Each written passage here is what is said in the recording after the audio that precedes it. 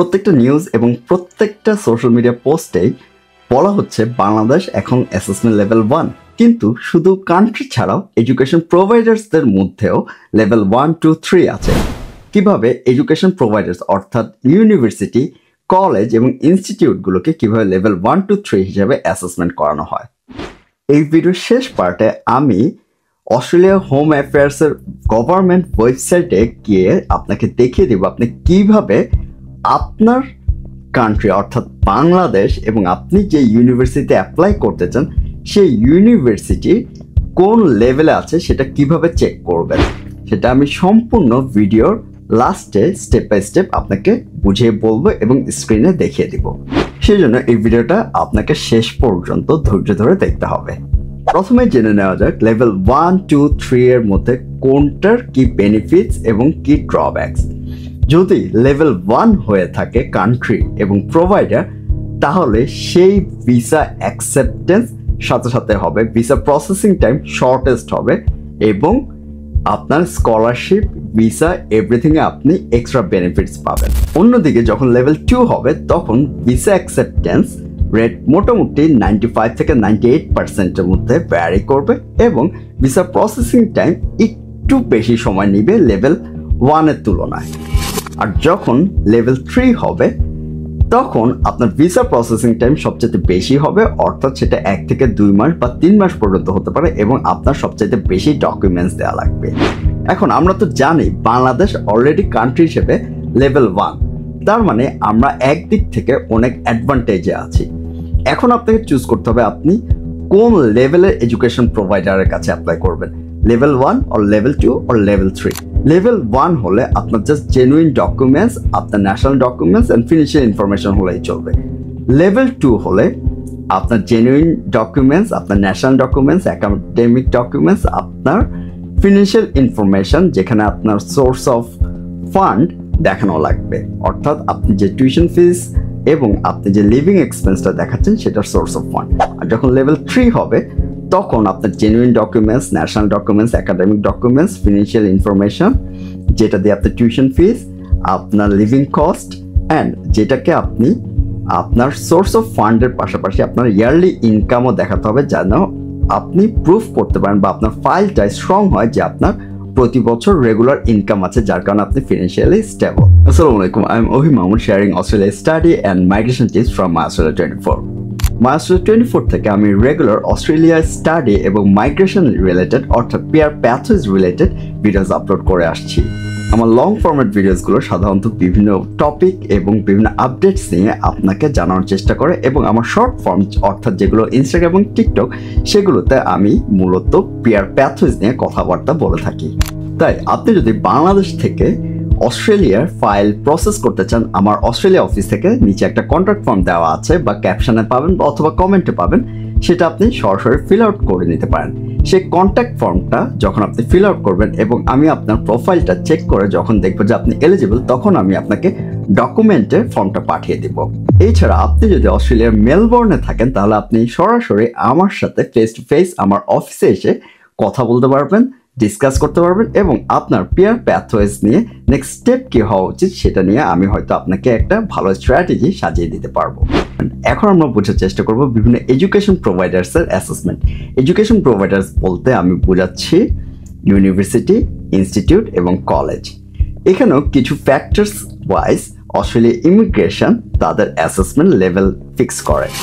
First যে জিনিসটা fix করে সেটা হচ্ছে যে কোন এডুকেশন প্রোভাইডার অর্থাৎ ইউনিভার্সিটি, ইনস্টিটিউট বা কলেজের স্টুডেন্টরা জেনুইন স্টুডেন্ট, অর্থাৎ স্টুডেন্টদের অ্যাটেন্ডেন্স প্রপারলি আছে এবং হাই অ্যাটেন্ডেন্স আছে। সেকেন্ডলি দেখে কোন ইউনিভার্সিটি অথবা ইনস্টিটিউট বা কলেজ সবচেয়ে বেশি ইন্টারন্যাশনাল স্টুডেন্টের ভিসা অ্যাকসেপ্টেন্স হয় বা ভিসা গ্র্যান্ট হয়। থার্ড দেখে কোন ইউনিভার্সিটি অথবা ইনস্টিটিউটের রিসার্চ সবচাইতে বেশি। ফোর্থ দেখে কোন ইউনিভার্সিটি অথবা ইনস্টিটিউট বা কলেজে স্টুডেন্ট অ্যাক্টিভিটিস অনেক বেশি হয়ে থাকে এবং স্টুডেন্টদের অনেক বেশি এঙ্গেজমেন্ট লক্ষ্য করা যায়। মোস্ট ইম্পর্টেন্ট যে ফ্যাক্টরটা সেটা হচ্ছে কোন ইউনিভার্সিটি অথবা ইনস্টিটিউট অথবা কলেজের ড্রপ আউটের সংখ্যা খুবই কম। যার যত কম ড্রপ আউট তার লেভেল তত বেশি। আপনি হয়তো ইতিমধ্যে থাম্বনেইল অথবা কভার ফটোতে দেখেছেন আমি লেভেল 1, লেভেল 2 এবং লেভেল 3 এর জন্য কিছু ডকুমেন্ট রিকোয়ারমেন্টস দিয়ে দিয়েছি। এই ডকুমেন্ট রিকোয়ারমেন্টস কি? যখন আপনি লেভেল 1 ইউনিভার্সিটিতে অ্যাপ্লাই করবেন তখন শুধু আপনার জেনুইন ইনফরমেশন দরকার। জেনুইন ইনফরমেশন বলতে আপনার ন্যাশনাল ডকুমেন্টস, আপনার যা একাডেমিক ট্রান্সক্রিপ্ট আছে সেগুলো, এবং আপনার ফিনান্সিয়াল ইনফরমেশন। ফিনান্সিয়াল ইনফরমেশন বলতে আমি বুঝাচ্ছি আপনার টিউশন ফি এবং লিভিং কস্ট, 1 বছরের লিভিং কস্ট। লেভেল 2 ইউনিভার্সিটি অথবা ইনস্টিটিউটের জন্য হচ্ছে আপনার জেনুইন ইনফরমেশন, অর্থাৎ আপনার একাডেমিক ডকুমেন্টস, ন্যাশনাল ডকুমেন্টস, আপনার ফিনান্সিয়াল ইনফরমেশন অ্যান্ড সেই ফিনান্সিয়াল ইনফরমেশনের সোর্স অফ ফান্ড, অর্থাৎ আপনি যেখানে আপনার টিউশন ফিজ এবং লিভিং এক্সপেন্স দেখাচ্ছেন সেটার সোর্স অফ ফান্ড। লেভেল 3 এর জন্য লাগছে আপনার জেনুইন ইনফরমেশন, যথারীতি আপনার ন্যাশনাল ডকুমেন্টস, আপনার একাডেমিক ডকুমেন্টস, আপনার ফিনান্সিয়াল ইনফরমেশন, আপনার সোর্স অফ ফান্ড, অলসো আপনার ইয়ারলি ইনকাম। অর্থাৎ কেন আপনার ইয়ারলি ইনকামটা লাগতেছে লেভেল 3 এর জন্য? যেহেতু আপনি লেভেল 3তে অ্যাপ্লাই করছেন, এই ক্ষেত্রে আপনার দেখাতে হবে যে আপনার ফিনান্সিয়াল স্ট্যাবিলিটি অলওয়েজ সেম বা হায়ার। তার মানে আপনাকে বুঝতে হবে যে আপনি যে সোর্স অফ ফান্ডটা দেখাচ্ছেন সেটা ছাড়াও আপনার যে ইয়ারলি রেগুলার ইনকাম হচ্ছে সেটা দিয়ে আপনি ফিনান্সিয়ালি স্টেবল, সেটা প্রুফ করতে হবে। এখন আমরা অস্ট্রেলিয়া ইমিগ্রেশন ডিপার্টমেন্টের ওয়েবসাইটে এসে দেখে নেই কিভাবে আমরা আসলে ডকুমেন্ট চেকলিস্ট টুলস চেক করব, বা অর্থাৎ অ্যাসেসমেন্ট লেভেল চেক করব। আপনি চাইলে আমার যে ডেসক্রিপশনে বা স্ক্রিনে দেওয়া ওয়েবসাইটে নিজেও ভিজিট করে দেখতে পারেন, অথবা আপনি গুগলে গিয়ে লিখতে পারেন Australia home affairs document checklist tool. তো আমরা চলে আসছি ওয়েবসাইটে এসে ফার্স্টে আপনি আপনার কান্ট্রি আর পাসপোর্ট চুজ করবেন, যেটা হচ্ছে বাংলাদেশ। দেন আপনি আপনার ইউনিভার্সিটি চুজ করবেন, অর্থাৎ আপনি যে ইউনিভার্সিটিতে অ্যাপ্লাই করতে চান। তারপর আপনি এই 4টা অপশনসের মধ্যে নান অফ দ্য অ্যাবভ দিয়ে ডিসপ্লে এভিডেন্স ক্লিক করবেন। সেই এভিডেন্স ক্লিক করলে আপনি দেখে যাবেন যে নিচে লিস্টে চলে আসছে কি কি ডকুমেন্ট অ্যাকচুয়ালি আপনার সাবমিট করতে হবে অস্ট্রেলিয়া একটা সাকসেসফুল স্টুডেন্ট ভিসা পাওয়ার জন্য। যখন লেভেল 1 এডুকেশন প্রোভাইডার বা ইউনিভার্সিটি হবে সেক্ষেত্রেও খালি জেনুইন ডকুমেন্টস হলেই হবে। লেভেল 2 হলে আপনাকে জাস্ট আপনার প্রোফাইলটা স্ট্রং করার জন্য আপনার ব্যাংকের যে টিউশন ফিস এবং লিভিং এক্সপেন্স রাখা আছে সেটা দেখানো লাগবে। আর লেভেল 3 এডুকেশন প্রোভাইডার্স বা ইনস্টিটিউট বা কলেজ হলে আপনি ফিনান্সিয়াল ডকুমেন্টস হিসেবে সোর্স অফ ফান্ড, আপনার অলসো ইয়ারলি ইনকামটাও দেখানো লাগবে। আমার এই ভিডিওটা বানানোর মেইন পারপাসই হচ্ছে আপনাকে অথবা আপনার ছেলে মেয়েকে বা আপনার ভাই বোনকে বা আপনার পার্টনারকে বা আপনার ফ্রেন্ডকে বা আপনার যে কোনো রিলেটিভকে এডুকেট করা অস্ট্রেলিয়া কেন 2026-এ most demanding and high valued একটা কান্ট্রি হতে পারে হায়ার এডুকেশনের জন্য।